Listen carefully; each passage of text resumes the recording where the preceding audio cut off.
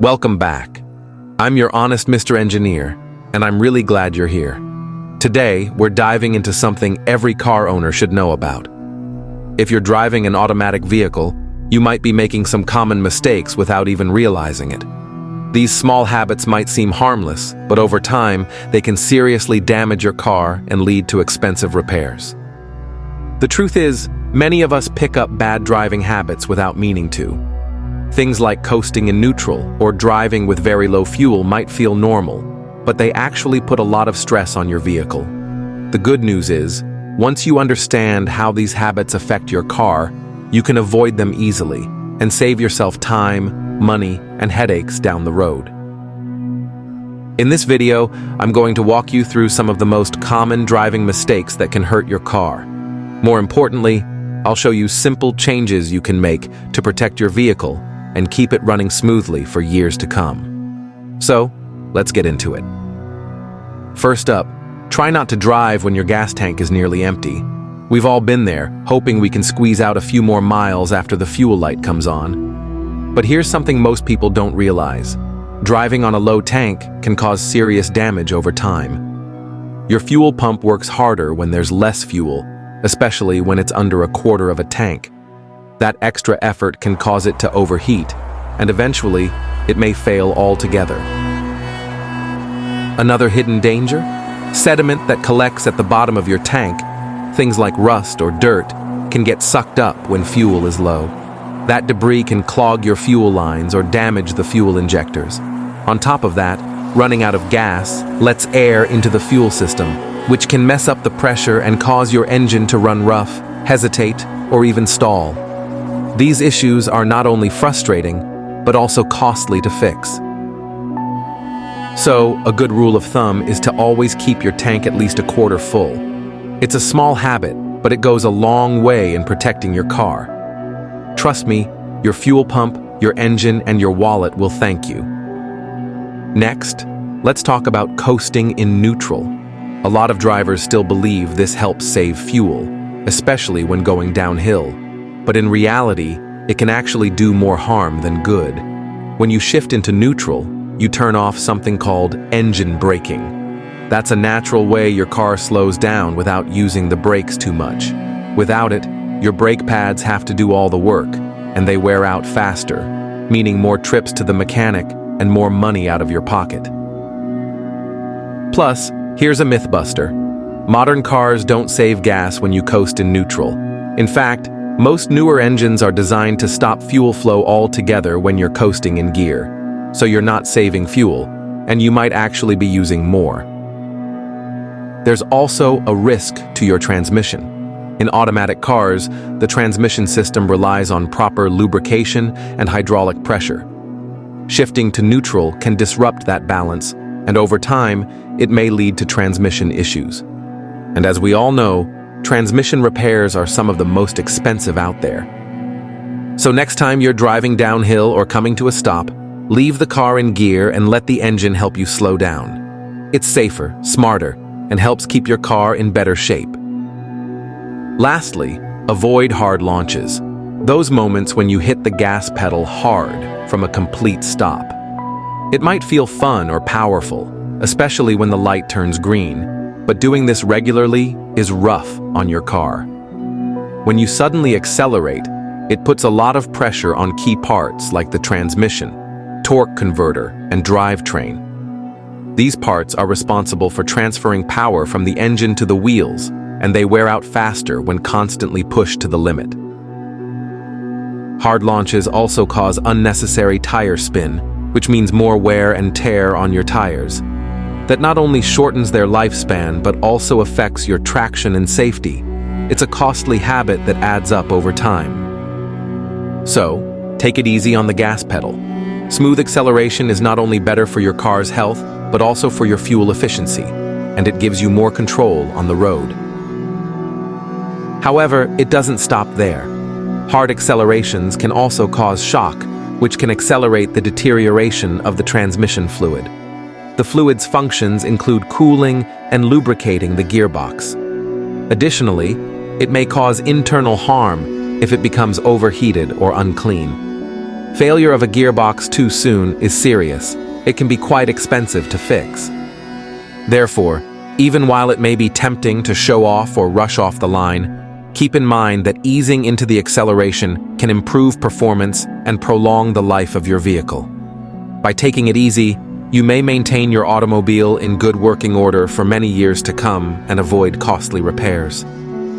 Fourth, make sure the engine is always warmed up. Many folks omit this step, particularly when they're pressed for time. However, it's really quite vital to warm up your engine before you drive, especially for the long-term health of your vehicle. The engine's oil and other fluids are heavier when you start your automobile on a chilly day because they haven't warmed up yet. As a result, they are less fluid and the engine does not receive the right lubrication right away. Internal components like the pistons and bearings may wear out more if there is insufficient lubrication. This causes issues like increasing friction and engine damage over time. This is considerably more important in colder climates. Engine oil thickens even more in colder climates, and starting your automobile without allowing it to warm up may be very taxing on the parts. Things just don't go as smoothly and might result in injury, or in this case, engine damage, if you try to run in a race without warming up your muscles. However, this does not imply that you must wait 15 minutes for your automobile to start up before you drive. Warming up for a minute or two might have a significant impact.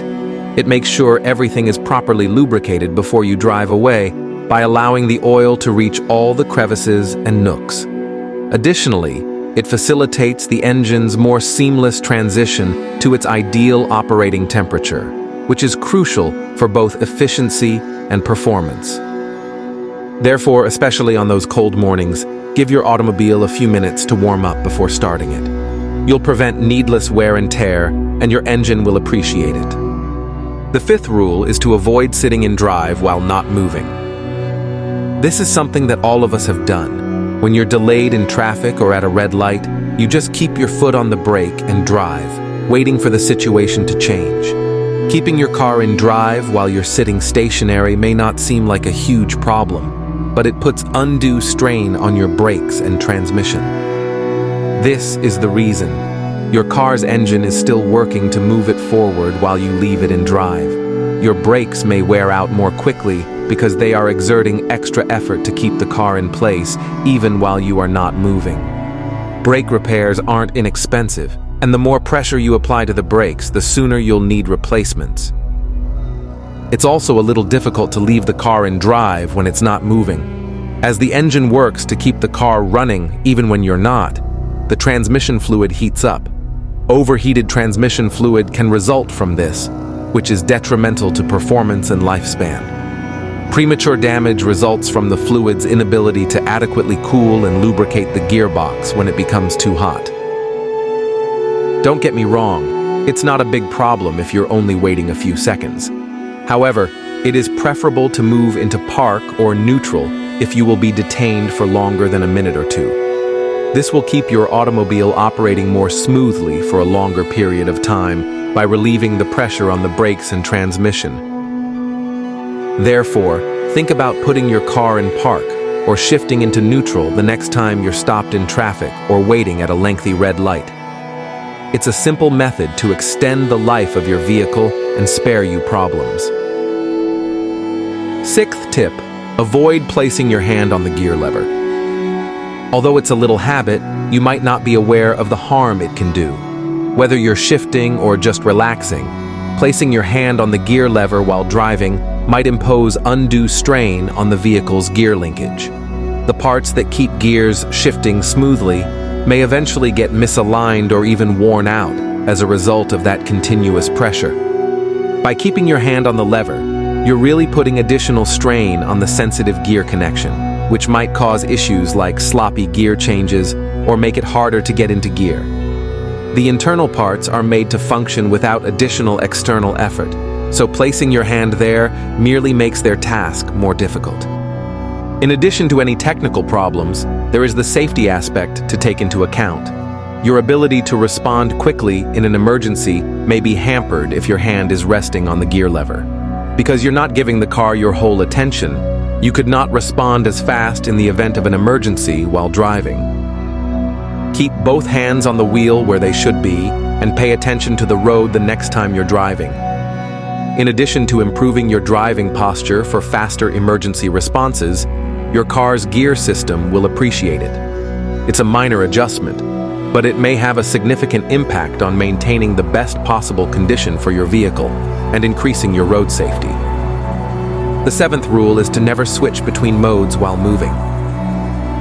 While switching between drive, reverse, or any other mode while driving may seem innocuous, it's a major no-no for maintaining the transmission and general performance of your vehicle.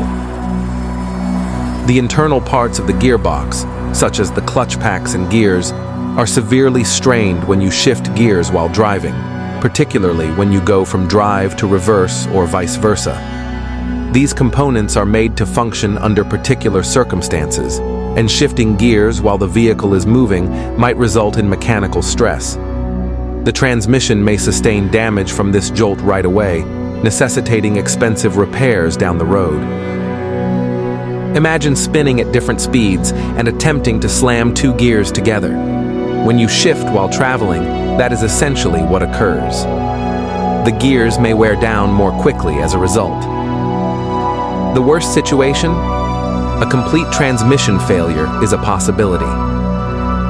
Additionally, it hinders your ability to operate the car.